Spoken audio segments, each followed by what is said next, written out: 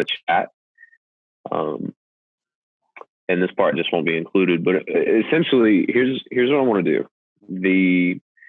Similar to what we've done in the past, except this time I'm on camera, number one. And number two, I think this is a good opportunity for people to hear from more than one person as we kind of go through these. So yeah. I've got 5 questions here in front of me. And I'm just jotting down some notes. I've got 5 questions here in front of me. And basically, I'm gonna put them out to you, and then you'll just answer them. So similar to the way that we've done videos in the past and whatnot, I feel like a lot of times, and maybe it's just because we're coaches or what have you, but I feel like a lot of times we kind of almost give our best answers when we don't have a heads up. Almost as if we're on the floor. Clients like, hey, I'm really struggling with this. What's something I can do? And we just have to pivot real quick. Yeah, we've been doing that for the last month, right? I think Pivot should be the book that you write coming out of this. Seriously. All right. So 5 questions. Feel free, just like any other, podcast perspective. I think that if you have some things to add into that, or you want to dig further, create a conversation. And if you want to put a perspective in on that, feel free to add that 2 cents in for sure. Yeah, absolutely. And essentially, I mean, look, at the end of the day, man, if somebody tunes into this and they're watching it, I want them to be able to take away, a handful of strategies, hopefully help with the problem they've been experiencing. So these 5 questions, 3 of them are ones that we kind of have consistently seen popping up in our Zoom calls or just in our conversations. And then there's a couple more that I think that are probably common struggles that I see. Everybody with this crazy way of life right now. And so I want to move forward. Before we jump into that, I just have a question. My roommate's got the TV on in the background. Can you hear any background noise right now? No. Awesome. Perfect. So first and foremost, I think one of the biggest things that we've seen consistently come up over and over and over and over again is everybody's working from home. There's no longer a commute. There's no longer like a ritual, so to speak, of having to get ready or set up for the day. People can literally roll out of bed at 6:58 and hop on a 7 a.m. Zoom call. Not saying that I've ever done that, but so what would you say are some good tips, tricks, strategies, etc., to get your day started when there's no outside or extra layers of accountability on top of that right now? I think it all comes down to, and this is no pointing the fingers at any one person or no slight to any one person. This is all difficult, but this is the name of the game in life. Is the difficulty is apparent no matter if we're in a routine or not. And that sometimes is the problem, is getting into too much of a routine. So conscious effort at creating health perspectives has to be the name of the game. So especially in these times, you've got to get back to a conscious and disciplined accountability to creating what routine actually works now. And maybe the consistency is inconsistent. Maybe it's a morning one day, it's an evening the next day, but it's creating like an actionable list of maybe 1 to 3, 1 to 5 things that are going to be the most important for you to be able to get to your goals from a health and wellness perspective. For me, and we talk about this often, being able to get a movement piece in, being able to understand, what my eating philosophy is going to be for the day, or my eating goals are for the day, understanding what my sleep perspectives are, understanding what my stress management perspectives are, and being able to connect with several pillars is going to create the success for me. So if I can do those 5 things every day, it doesn't have to look the same every single day. But if I can do those 5 things every day and create that checklist, I'm going to be better off for it. And I feel this is a great opportunity to really build skills and to get into a perspective that you're much better off from this scenario than when you actually went in. So if you have to, again, I'll put it back onto my own scenario.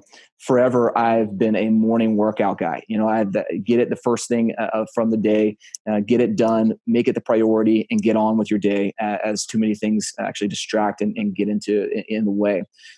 But now, where my wife and I are actually working in the same place at the same time, I've got a 4-year-old that I have to make sure that I have a priority during certain portions of the day. I'm an evening workout guy. So if I'm getting my workouts in, my movement piece in, it's coming in the evening. That's just a shift of conscious effort to know that A, it's a priority. It's part of my checklist. B, where does it actually fit in as a high priority to where I can actually create that routine, to make sure that it's done consistently and frequently, which is going to be, again, the mother of all skill. Skill development is the mother of all success. Yeah. I mean, wow, there's a lot there. So let me do this. So now that you kind of dived into the guiding principles, behind how you need to structure your day and what you need to do, are there any, let's take it more on like a practical level. Are there any specific strategies or, things that you find yourself, having to do to maybe get yourself going? Say you wake up and there's a day where you're just dragging, for whatever reason. And you're like, man, I got to get myself started. Do you have any go-tos or anything that you use? I mean, going back to the same conversation, what's the most important pieces of the day for you?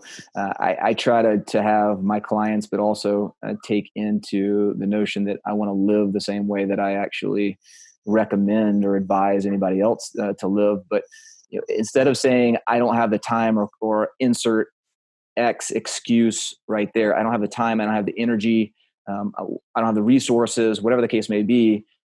Instead of saying those things, try including the sentence, it's not a priority. So instead of saying, I don't have the time or I don't have the tools to get a good workout in today, it has to be, getting a good workout in today is not one of my top priorities. So therefore it won't happen. So if I say that to myself and I create this conscious understanding of whether or not it is a priority, and I decide, well, you know what? I want to make this a high priority. In fact, in my top 1, 2, 3, then I'm going to create the time. I'm going to create the avenue. I'm going to create the resources to make sure that gets done. So from going back to the example of the workout, if I previously did not have the time, I'm going to make the time.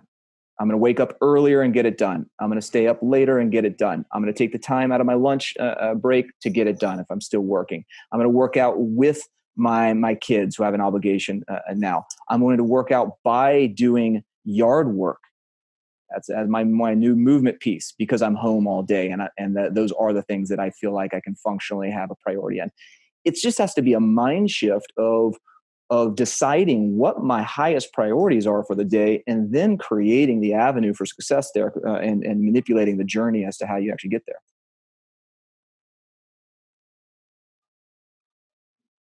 Oh, Lord. Screen freeze.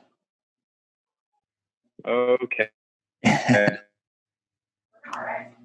All right, there you are. You're still cutting out a little bit.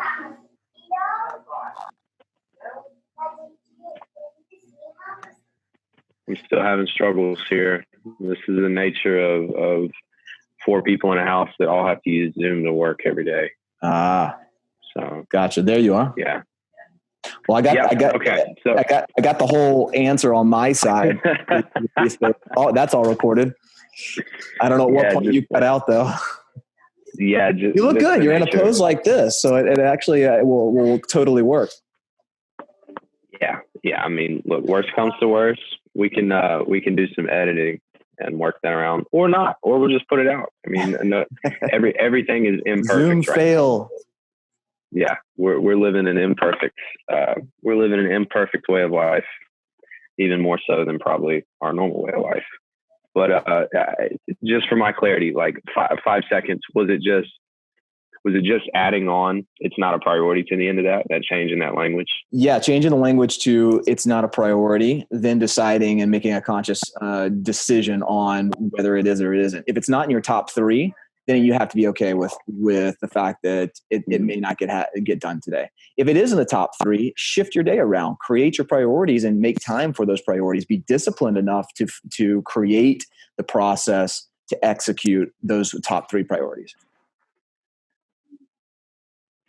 Yeah, I think that's huge. You know, I'm a big believer and largely because of PU, I'm a big believer in training the tongue, right? You train the tongue, it trains the mind, and it changes your reality. So I think that's huge. You know, just the ability to just add that on. You know, a lot of people will talk about being on a diet, and I think there's a lot of power. This is something I've personally used. Instead of saying, you know, oh, I can't eat that right now, or I can't, use the word don't.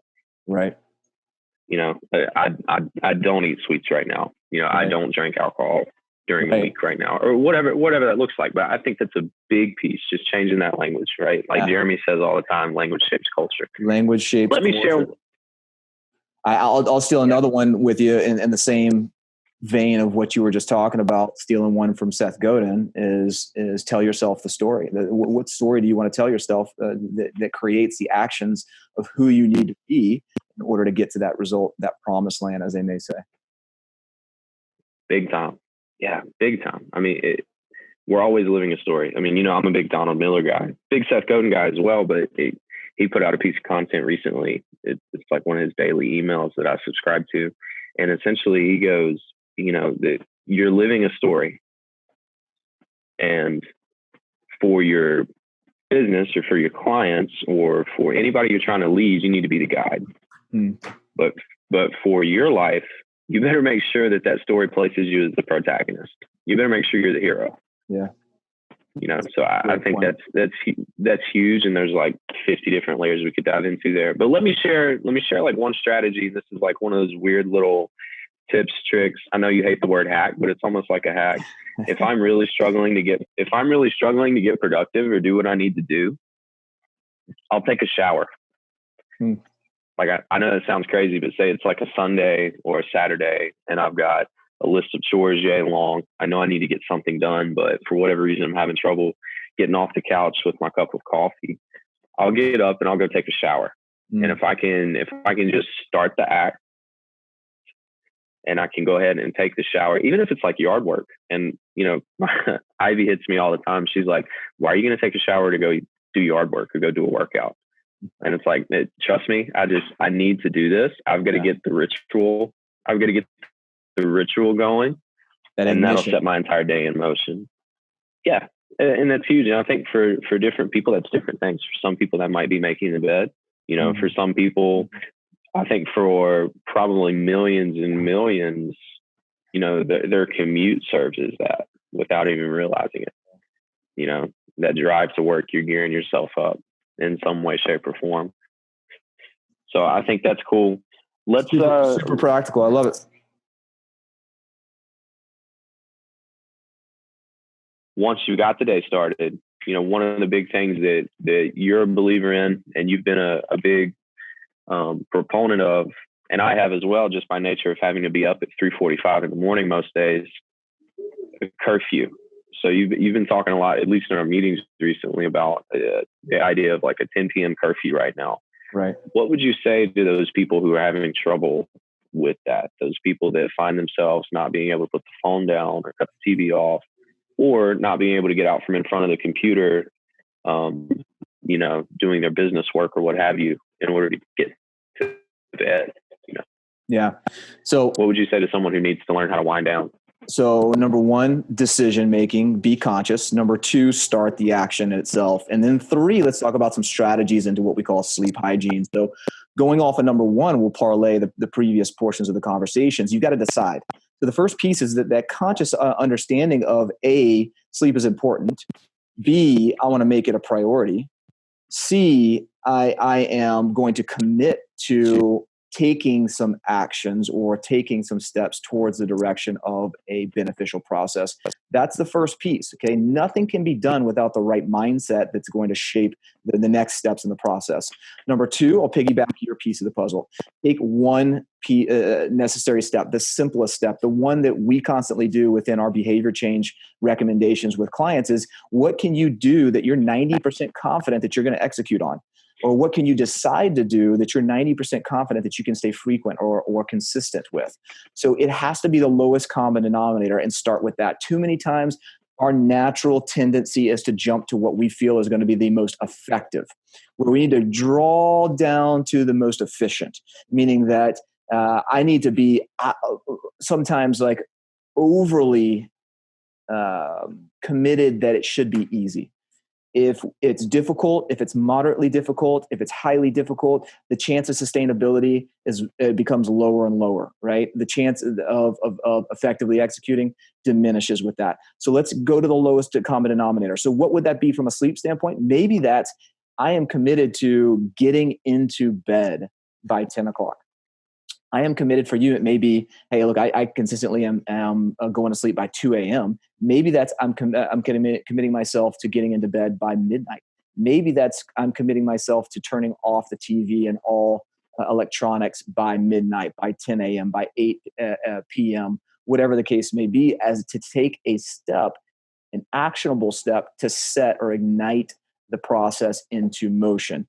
That is number two. Number three, what are the really surroundings on what sleep hygiene actually is? What is going to create or produce that effect of earlier onset to sleep, deeper sleep? So one of the things that I've been tracking over the last probably 4 or 5 months since I have been wearing my Polar new watch heart rate monitor has been doing the sleep aspect from more of an objective standpoint. So we understand and we all know that there are different phases of sleep that are more important than others, right? We've got more of a shallow sleep that's a certain wave. We've got more of our deeper sleep and our more restorative or regenerative sleep, which we sometimes call rapid eye motion, rapid eye movement, REM sleep.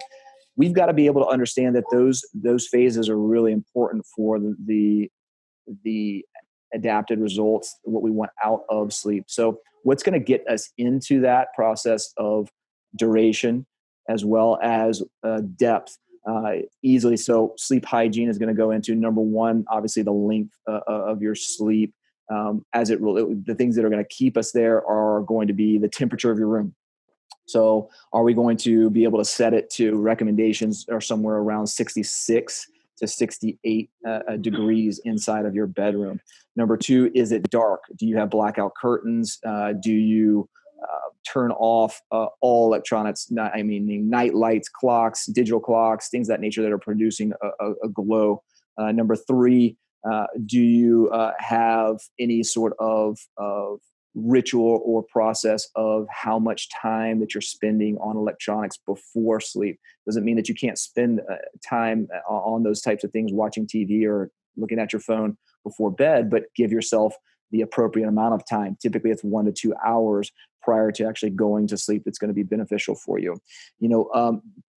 Four, cleaning up your room, keeping a tidy space, keeping it very minimalist is going to be key. A cluttered space is a cluttered mind.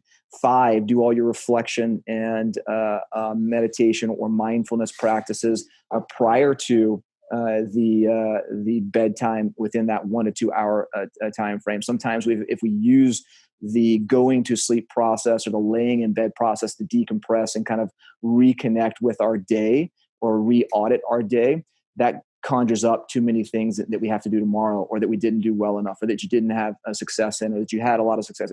Those things, we don't want a busy mind when we're actually in the bed. So we want to free that by doing things like breathing technique, decompressing, parasympathetic state. And there's some simple breathing techniques. If you look up, some of our YouTube or maybe social media channels, we've got some exercises on there. So those are 4 good ones. There's some other things that go into nutrition. Basically, not drinking water 1 to 2 hours prior to bed to slow down the occurrence of frequency of using the restroom, not eating that 1 hour prior to bed to slow down the digestive process, things of that nature that are all going to become into the sleep hygiene that are going to get us into the frequency, the duration and the depth of what's going to benefit us. Yeah. I mean, wow. Okay.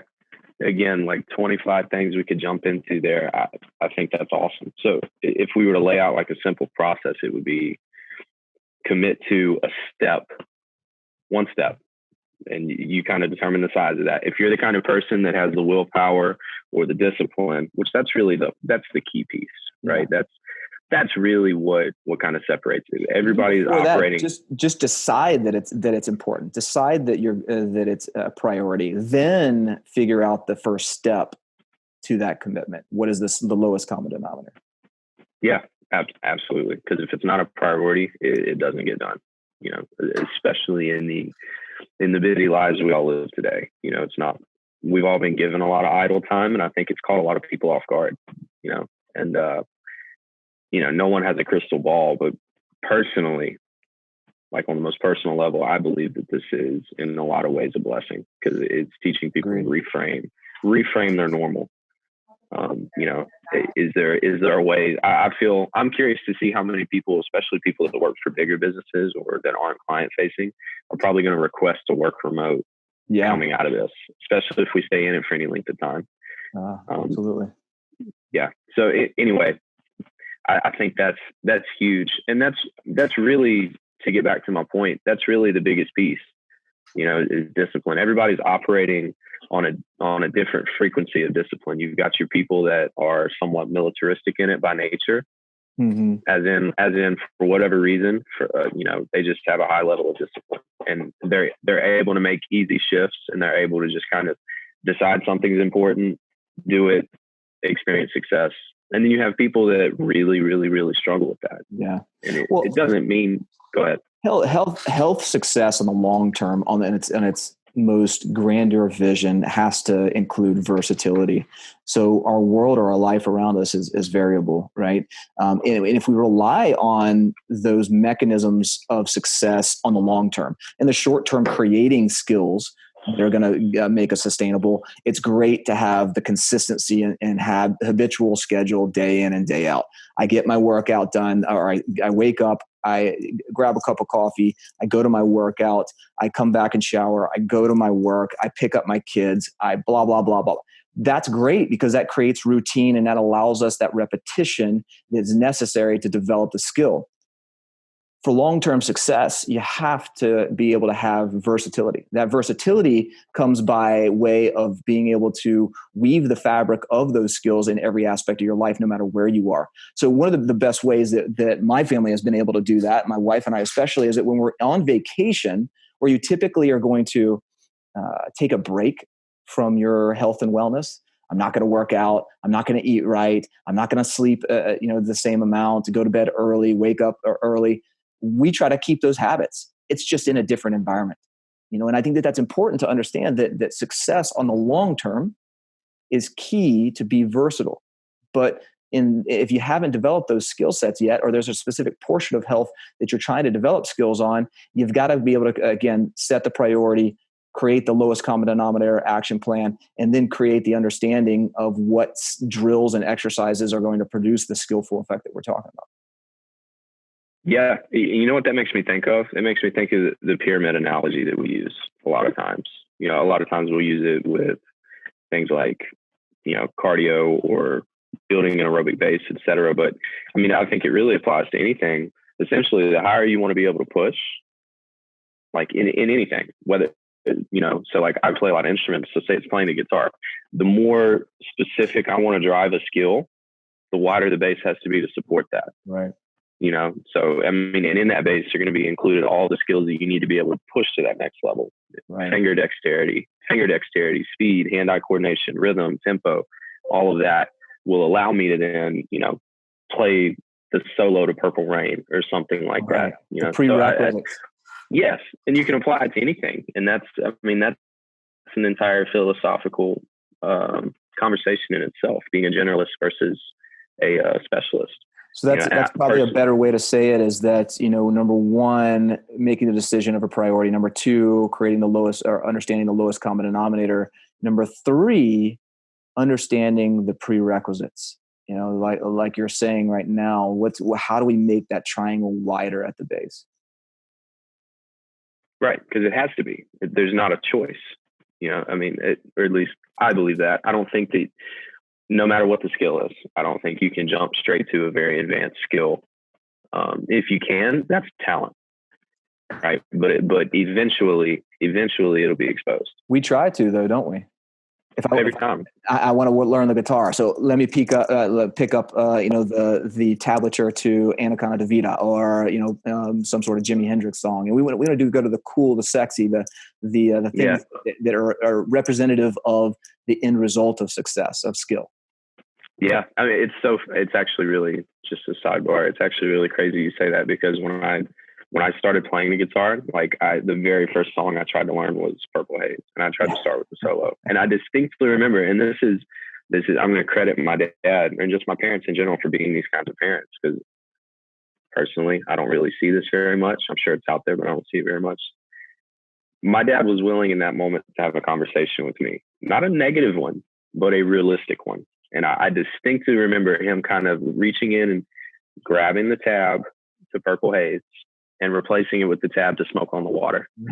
And he was like, trust me, start here. Yeah. He was like, start here. And then just, you can relate that to sports. You can relate. I mean, so many parents. It's the nature of fitness right now. For sure. And I mean, and even, and I've even seen it with parents, just for friends or anybody, just that willingness to be like, hey, lovingly, start here.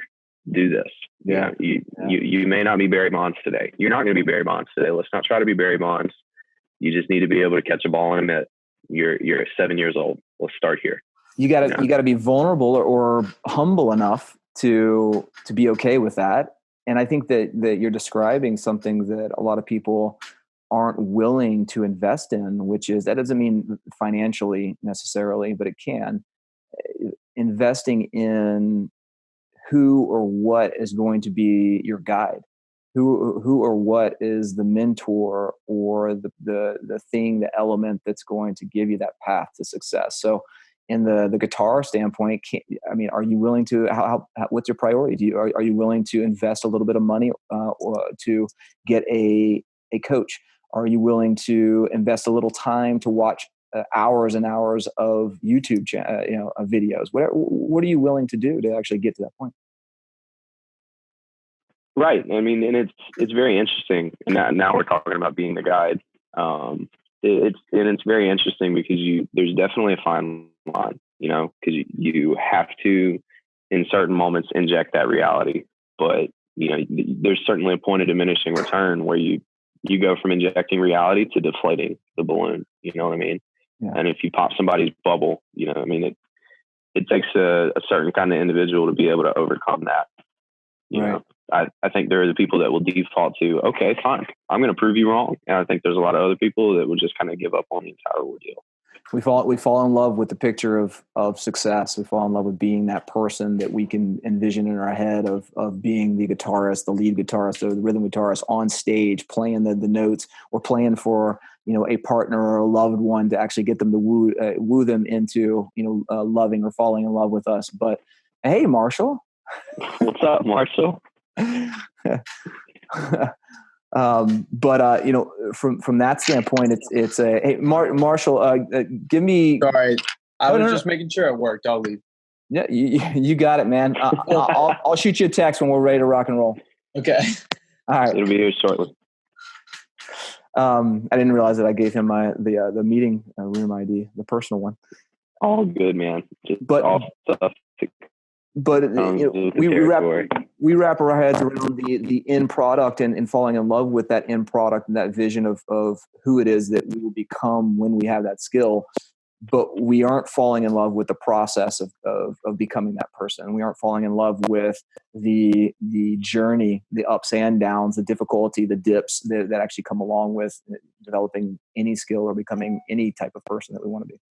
Yeah, for sure. And I mean, and I think within that, and I don't want to start a whole nother conversation because we got to wrap up, but there's also, I mean, I'm a believer you don't necessarily have to love the process, but you damn sure got to appreciate it. Yeah. You have to, at minimum, you have to appreciate the process. You got to be able to say, like, I'm going through this struggle for the greater good, and the more clear you are on what you want to do, the easier that becomes. True. So what a rabbit hole we went down, man. I look forward to kind of pushing this out. I think all good things discussed here. So I'll let you jump in with Marshall, and we'll rally up on, what we want to do. Sounds good. Thanks, Dylan. All right, brother. Take it easy.